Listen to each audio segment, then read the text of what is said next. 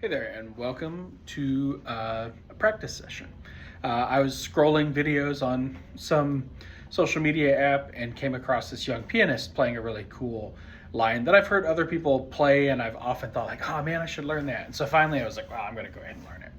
So the shape, it's a shape just being moved around chromatically. The shape is this. Right, slowed down.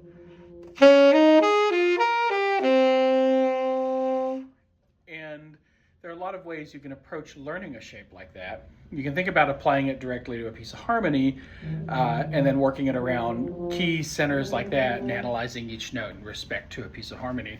What I want to do instead is be able to start this from any position. So start it on any key and move in any sequence of intervals. The context that I originally heard it in sounded like this.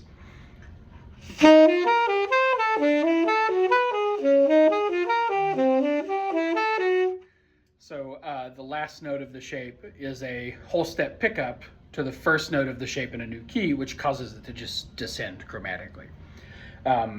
So I do want to be able to do that because it sounds cool, but I also want to be able to just play it in any sequence. Another thing I found was because I started transcribing this off of the recording, is when I first started just kind of beating my head against it, it didn't feel very natural. I was really struggling with picking it up in any new key, and I felt like I kept stepping backwards on it. Like I'd get it under my fingers and then try it again, wouldn't have it.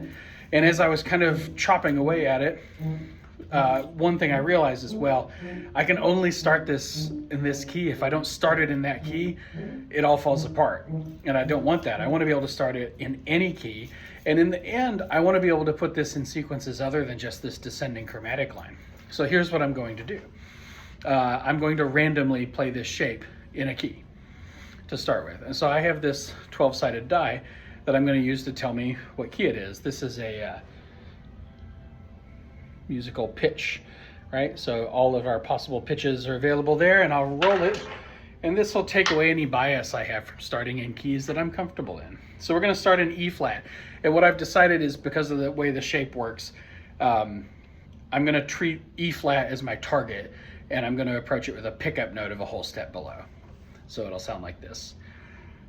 So there it was in E flat. I'll get a new key.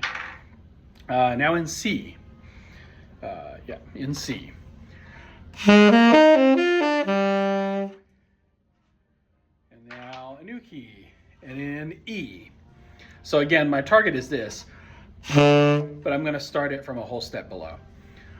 All right. I've done a little practice on this already, so some of these keys are pretty familiar at this point. There's C again. I'm going to skip it because I just did it. G. And then E again.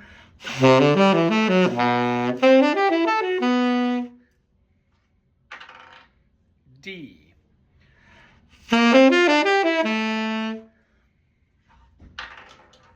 And E flat. Okay, so I'm feeling pretty good about this.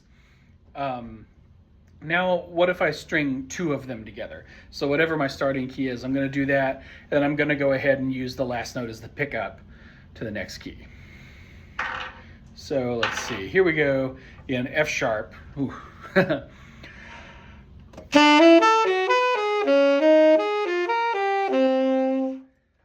Now, I could keep hammering away and just try to go down that line, which is tempting every time I pull off two in a row like that successfully, but that's not my objective. I don't want to just be able to play this in that sequence. So I'm just going to keep going like this. Let's just do it again. So here's G.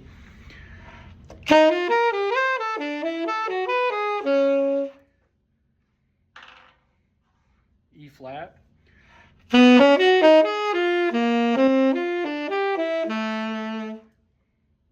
Little less comfortable on that one. I should probably do it a couple more times. There you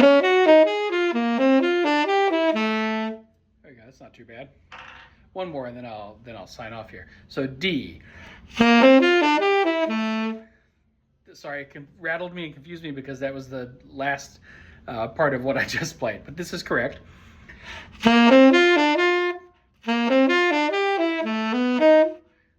here we go. This is why you got to practice this stuff. I've played both of these keys before, but because it's coming in a different starting point, my brain is trying to take me to a different place. And in fact, the muscle memory in my fingers is trying to take me to a different place. A big part of practicing is undoing muscle memory and creating new muscle memory. Okay, so back here in D. There we go. So I'm going to keep plugging away at this, and I'll check in with you later.